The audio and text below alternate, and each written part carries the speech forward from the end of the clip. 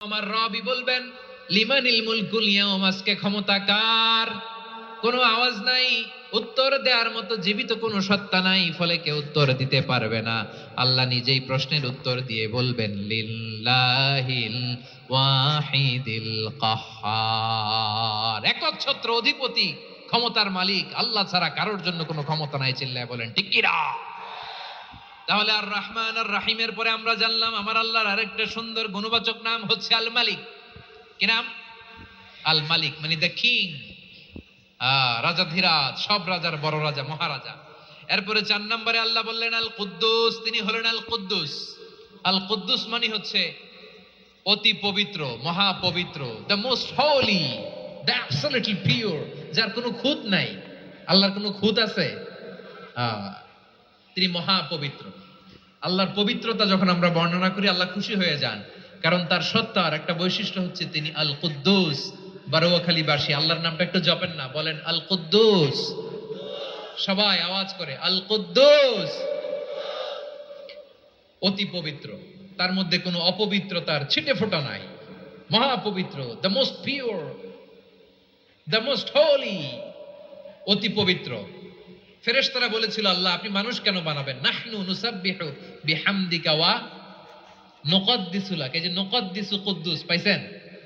তারা বলেছিল আল্লাহ মানুষ কেন বানাবেন, মারামারি করবে, আমরাই তো ভালো, আমরাই আপনার মহিমা বর্ণনা করি, আমরাই আপনার পবিত্রতা বর্ণনা করি। নুকদ্দিসু লাক, তার মানে আল কুদ্দুস। আবার আমার নবী, বিশ্ব নবী যখন সিজদায় লুটিয়ে পড়তেন, আম্মা জানা এসে বলেন আমরা তো সিজদার মধ্যে সুবহান রাব্বিয়াল আলা বলেই শেষ, কিন্তু বিশ্বনবী তাহাজ্জুদের নামাজে, নফল নামাজে, সুন্নত নামাজে 3 বার সুবহানা রাব্বিয়াল আলা তাসবিহ পড়ার পরে তিনি পড়তেন সুবহুন কুদ্দুসুন রাব্বুল মালাইকাতি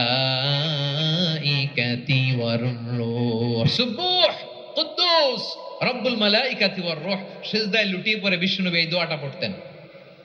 নফল নামাজে, সুন্নাত নামাজে কিংবা তাহাজ্জুদের নামাজে সুবহানা রাব্বিয়াল আলার পরে কি পড়তেন? সুবহুন, আওয়াজ করে বলেন সুবহুন কুদ্দুসুন রব্বুল মালাইকাতি ওয়ার রূহ।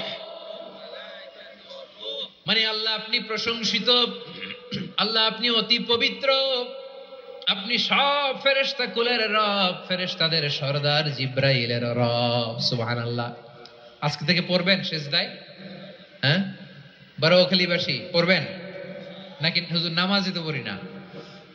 হ্যাঁ, এরকম নফল নামাজে, তাহাজ্জুদের নামাজে, সুন্নত নামাজে সিজদার যে তাসবিহ সুবহান রাব্বিয়াল আলা 3 বার পড়ার পরে আমার ভাইরা, মহিলা প্যান্ডেলে আমার যে মায়েরা বোনেরা আছে, আজকে তো রেকর্ড হয়ে যাবে, কালকেই ভিডিও পেয়ে যাবেন। 3 বার সুবহান রাব্বিয়াল আলা পড়ার পরে পড়বেন সুবহুন কুদ্দুসুন রব্বুল মালাইকাতি ওয়ার রূহ। পড়বেন তো ইনশাআল্লাহ? আবার বিশ্বনবী বলেন ইন্নাল্লাহা তাইয়্যিব লা ইয়াকবালু ইল্লা তাইয়্যিবা, আল্লাহ পবিত্র, পবিত্রতা ছাড়া তিনি কিছু গ্রহণ করেন না, অপবিত্র কোনো কিছু আল্লাহ গ্রহণ করে না। অনেকে আছে ঘুষ খায়, সুদ খায়, অন্যায় অপরাধ চাঁদাবাজি যা আছে সব করে, হারাম টাকা, হারাম উপার্জন। এই হারাম উপার্জন দিয়ে আবার মসজিদ বানায়, আছে না নাই? ইনকাম সবটাই হারাম, ওইটা দিয়ে আবার এতিমখানা বানায়, আছে না নাই? আছে।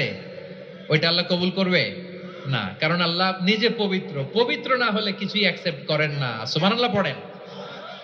তাহলে বুঝলাম তিনি আল কুদ্দুস মানে অতি পবিত্র।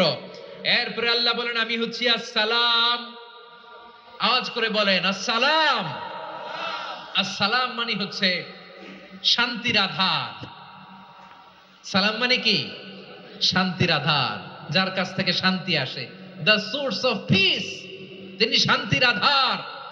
এজন্য আমরা একে অপরের সাথে দেখা হলে কি বলি? সালাম। কি বলি?